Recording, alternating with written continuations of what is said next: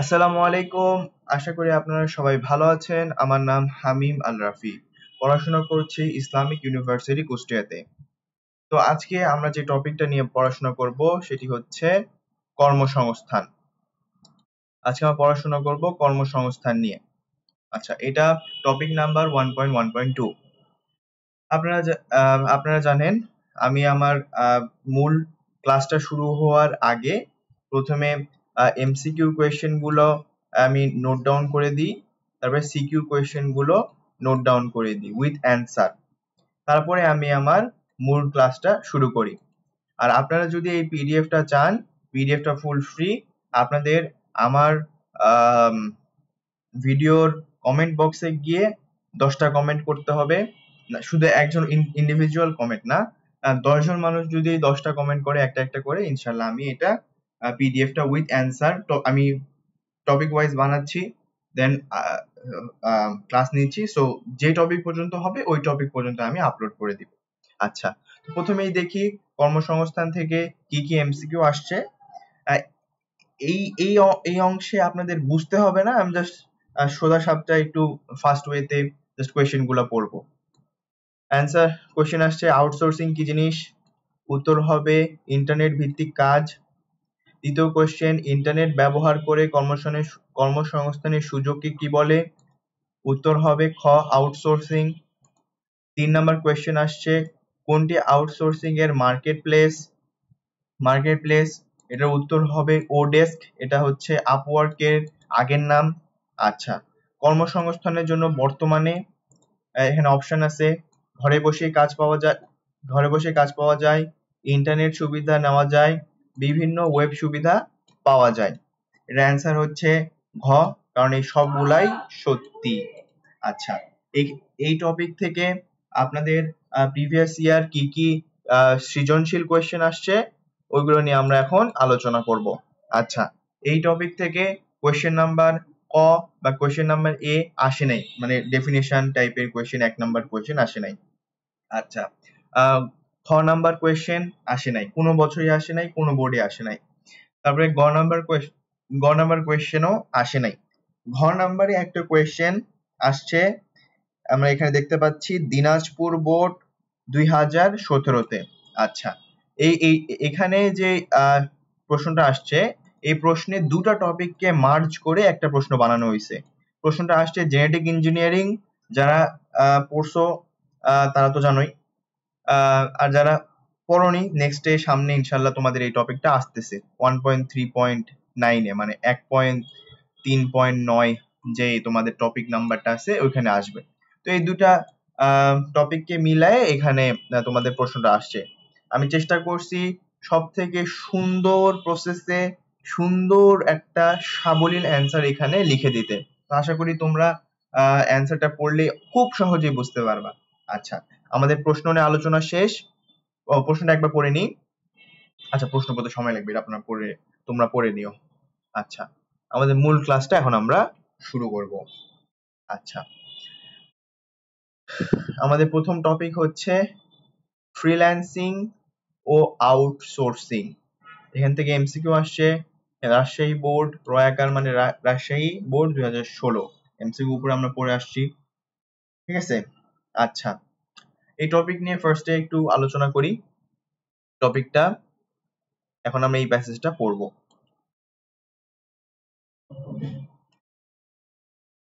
আচ্ছা, ফ্রিল্যান্সিং ও আউটসোর্সিং শব্দ দুটি প্রায় একসাথে ব্যবহৃত হয়। এ দুটো শব্দ অনেক সময় ইন্টারচেঞ্জেবলি ব্যবহার করে মানুষ। কারণ আউটসোর্সিং হলো এমন একটি প্রক্রিয়া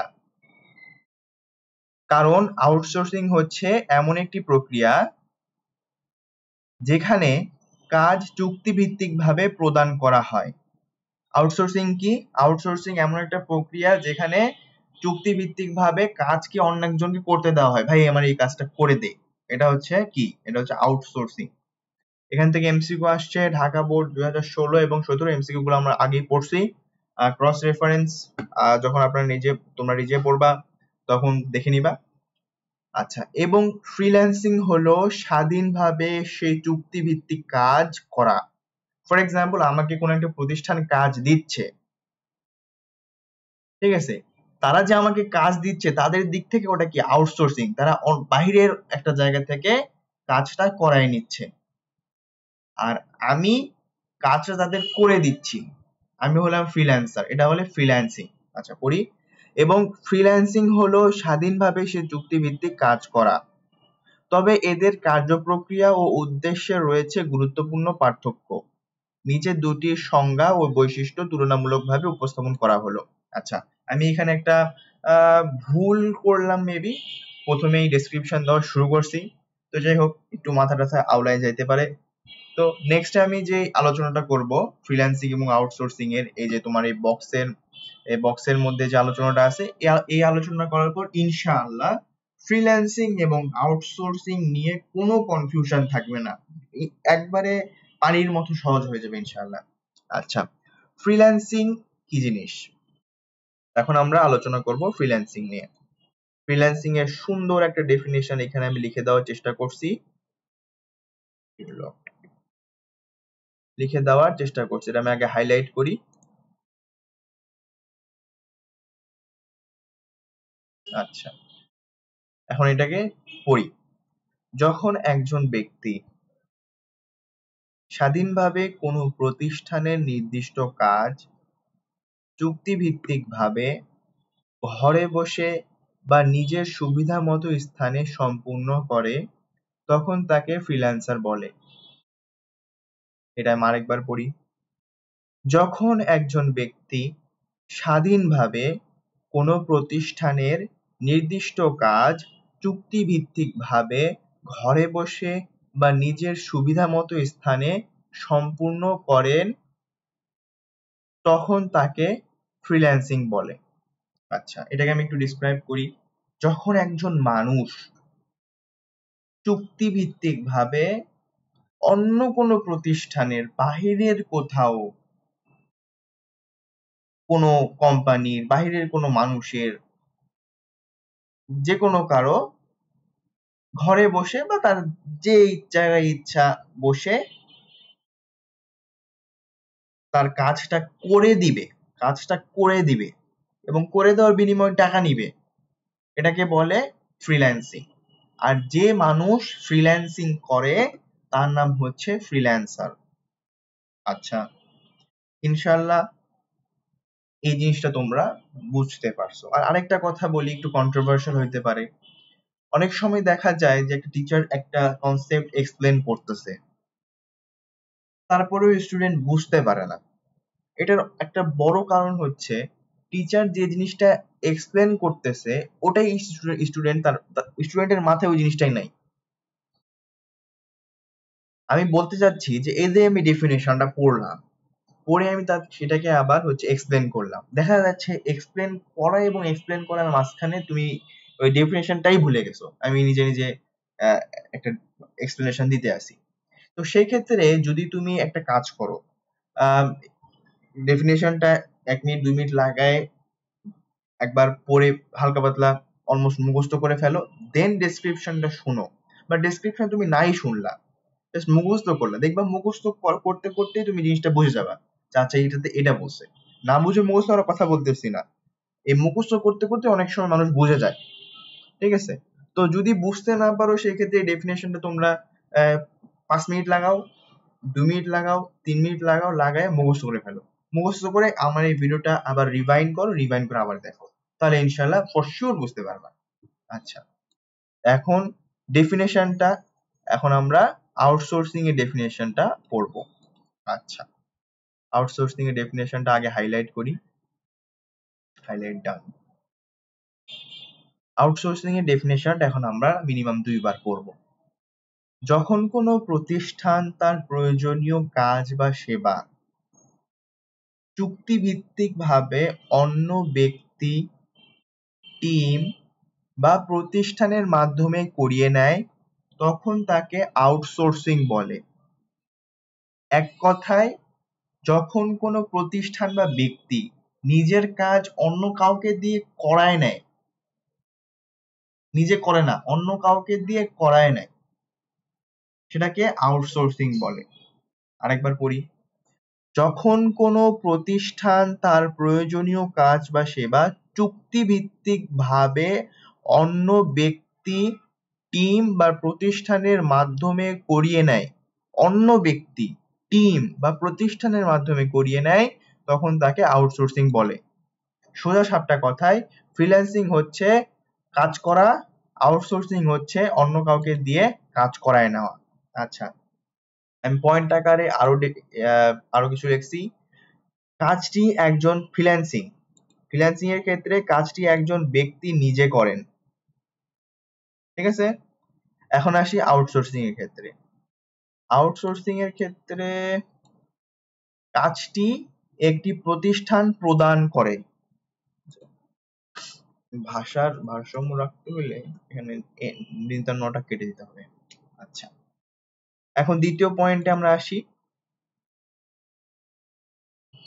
ফ্রিল্যান্সিং এর ক্ষেত্রে নির্দিষ্ট সময় বা স্থানের বাধ্যবাধকতা নেই। এটি একজন ব্যক্তির স্বাধীন পেশা। এখানে কোন জায়গায় কাজ করতে হবে, কোন সময় কাজ করতে হবে, এটার কোনো বাধ্যবাধকতা নেই। একটা মানুষের যখন খুশি তখন সে কাজ করবে, এটাকে বলে ফ্রিল্যান্সিং। আচ্ছা, এখন আমরা আসি সেম পয়েন্ট আউটসোর্সিং এর দিক থেকে। চুক্তিভিত্তিক ভাবে অন্যকে দিয়ে কাজ করানো হয়। এখানে কি হয়, চুক্তি দিয়ে অন্য একজনকে বলো ভাই আমার এই কাজটা করে দাও।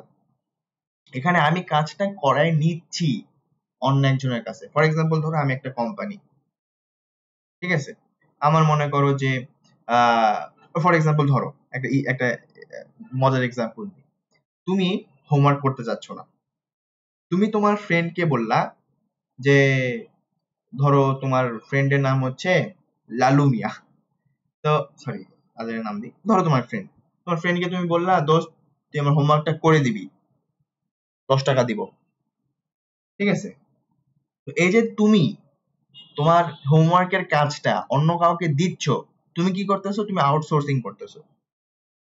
আচ্ছা, তোমার ফ্রেন্ড যে তোমার হোমওয়ার্কটা করে দিচ্ছে, সে কি করতেছে, সে ফ্রিল্যান্সিং করতেছে। ঠিক আছে, আচ্ছা, মানে একটু বোঝার স্বার্থে বললাম, এগুলো ব্যবসার টার্ম। যাই হোক, বোঝানোর ক্ষেত্রে হোমওয়ার্ক জিনিসটা টানে নিয়ে আসলাম। টেকনিক্যালি এটা কারেক্ট না, বাট বোঝার জন্য ইনশাল্লাহ ঠিক হবে। আচ্ছা, এখন ফ্রিল্যান্সিং এর উদ্দেশ্য কি সেটা নিয়ে কথা বলি। ফ্রিল্যান্সিং এর উদ্দেশ্য হচ্ছে নিজের সুবিধা মতো কাজ করা। আমার যখন মন চাবে ভাই আমি কাজ করব, আমার কেউ বলতে আসবে না, আমি নিজের ইচ্ছা যখন তাই করব। ঠিক আছে, এটা হচ্ছে ফ্রিল্যান্সিং এর উদ্দেশ্য। আচ্ছা, এখন দেখি আউটসোর্সিং এর উদ্দেশ্য কি। আউটসোর্সিং এর উদ্দেশ্য হচ্ছে দক্ষতা ও খরচ নিয়ন্ত্রণ। দেখা যায় অনেক সময় একটা প্রতিষ্ঠানে যদি পার্মানেন্ট কোনো কি বলে এমপ্লয়ি, পার্মানেন্ট কোনো কি হোক ইংলিশে কি হবে, পার্মানেন্ট কোনো চাকরিজীবী মানুষকে এমপ্লয়মেন্ট দেওয়া হয়, সেক্ষেত্রে তাকে মাসে মাসে মিনিমাম ধরো তোমার 10,000-এর 15,000 20,000-এর কমে তো আজকাল কেউ কাজ করে না। মিনিমাম তাকে অতখানি দিতে হবে। তারপরে দেখতে হবে ভাই সে কাজ করতে পারতেছে কি পারতেছে না। এটাতে দেখা যায় খরচ অনেক বেড়ে যায়। তো প্রথম অবস্থায় বা যাই হোক, যে কোনো নিজের সিচুয়েশন অনুযায়ী অনেক সময় কোম্পানিরা দেখা যায় ছোটখাটো ভিডিও এডিটিং করতে হবে, ছোটখাটো ফরম্যাটিং করতে হবে, যে কোনো কিছু করতে হবে, যেটা ছোটখাটো অন্য কোনো মানুষ দ্বারা করায় নেয়। এটা বেশিরভাগ সময় দেখা যায় আমেরিকার বাজারে, ওইখানে আহ, মানুষ অন্য আমেরিকান মানুষের অন্য আমেরিকান মানুষকে দিয়ে কাজ করাইতে দেখা যায় অনেক বেশি খরচ করতে হয়, কারণ ডলারে ডলারে খরচ হয়। তো সেই কাজটা দেখা যায় যদি বাংলাদেশি, ইন্ডিয়ান, তারপর পাকিস্তানি কাউকে দিয়ে করায় নেয় অনলাইন কোনো প্ল্যাটফর্মের মাধ্যমে, সেক্ষেত্রে দেখা যায় অনেক কম খরচে তারা কাজটা করায় নিতে পারে। ঠিক আছে, তো তাদের কি হয়, দক্ষ মানুষও পায় এবং খরচও কম হয়। আচ্ছা, বিভিন্ন এক্সাম্পল দিয়ে তোমাদের বোঝানোর চেষ্টা করলাম, জানি না কতদূর হয়েছে, আশা করি বুঝতে পারছো। আচ্ছা, এখান থেকে এখন আমরা ইনশাআল্লাহ হয়তো তোমরা বুঝতে পারছো এই ফ্রিল্যান্সিং এবং আউটসোর্সিং এর মাঝে ডিফারেন্সটা কি। ফ্রিল্যান্সার হচ্ছে যে কাজ করে, আউটসোর্সিং হচ্ছে অন্যকে দিয়ে কাজ করায় নেওয়া প্রসেস। আচ্ছা, এখন কিন্তু একটা জিনিস কি, আউটসোর্সিং এর কাজগুলো যে জায়গায় যে প্ল্যাটফর্ম গুলোতে দেওয়া হয় যে ভাই আমার কাজগুলো করায় দেন, এবং ওই সেম প্ল্যাটফর্মে কাজগুলা করে দেয় হচ্ছে ফ্রিল্যান্সাররা। ঠিক আছে, তো এই জন্য দেখা যায় ফ্রিল্যান্সিং এবং আউটসোর্সিং এর প্ল্যাটফর্ম গুলো সেম। এখন আমরা আলোচনা করি প্রচলিত ফ্রিল্যান্সিং ও আউটসোর্সিং প্ল্যাটফর্ম গুলো কি কি। প্রচলিত সবচেয়ে বেস্ট, যেটা সব থেকে বেশি ইউজ হয়, সেটা হচ্ছে freelancer.com। তারপর আছে ফাইবার, এটা হচ্ছে ইসরায়েলি প্রোডাক্ট, কেউ ইউজ করবেন না। যাই হোক, হ্যাঁ আমি জানতাম, জানতাম না, আমার এক ফ্রেন্ড বলছিল আর কি। থার্ড আছে আপওয়ার্ক, এটার পূর্বের নাম হচ্ছে ওডেস্ক। পূর্বের নাম ওডেস্ক। এখান থেকে এমসিকিউ আসছে। কুমিল্লা বোর্ড, কয় হসু মানে কুমিল্লা, 2017 মানে 2017। এমসিকিউ কুমিল্লা বোর্ড 2017 আসছিল কি, প্রশ্ন ছিল যে এখানে কোনটি ই কমার্স প্ল্যাটফর্ম, তবে অনেকগুলা, চারটা অপশন ছিল, চারটা অপশনে একটা অপশন ছিল ওডেস্ক, যেটা আপওয়ার্কের আগের নাম। ঠিক আছে, তো দেখা যাচ্ছে এগুলো থেকেও, বাকিগুলো থেকেও এমসিকিউ চলে আসলে আসতেও পারে। ঠিক আছে, তারপরে আছে ফোর্থে ব্রিল্যান্সার, এটা বাংলাদেশে একটা প্ল্যাটফর্ম। ঠিক আছে, তো এখান থেকে এমসিকিউ আসার সম্ভাবনা আছে। ঠিক আছে, তো এটা এই কটা তোমরা একটু মনে রাখো। আচ্ছা, তারপরে আহ আমাদের এই টপিকের আন্ডারে আরো দুটা টপিক আছে। উদ্যোক্তা উন্নয়নে কিভাবে হেল্প হয়, অনলাইনের মাধ্যমে চাকরির সুযোগ কিভাবে তৈরি হয়। তবে এই দুটো টপিক থেকে কখনোই কোনো এমসিকিউ বা ক্রিয়েটিভ আসে নাই। ঠিক আছে, তো আমি জাস্ট ওয়ান লাইনার একটা সেন্টেন্স দিয়ে এখানে শেষ করছি। ততখানি না জানলি না, এখানে বোঝানোর কিছু নাই দুটো টপিকে। তোমরা ইনশাল্লাহ একটু পড়ে নিও, একবার রিডিং করে নিবা, তারপর আর পড়ার কোনো প্রয়োজন নাই। তোমাদের মেন কাজ হলো এইটুকু, ফ্রিল্যান্সিং ও আউটসোর্সিং। আশা করি তোমরা বুঝতে পারছো। যদি বুঝতে না পেরে থাকো কমেন্ট সেকশনে বলবে, আমি আবার একটা সুন্দর বেটার ভিডিও বানায় সুন্দরভাবে প্লেলিস্টে আমি অ্যাড করে দেবো। আচ্ছা, তো আজকের মতো এইটুকুই। নেক্সটে আমরা যে টপিকটা পড়বো সেটা হচ্ছে 1.1.3 শিক্ষা। তো আজকের মতো এইটুকুই, দেখা হচ্ছে পরের ভিডিওতে। আসসালামু আলাইকুম ওয়া রাহমাতুল্লাহি ওয়া বারাকাতুহু।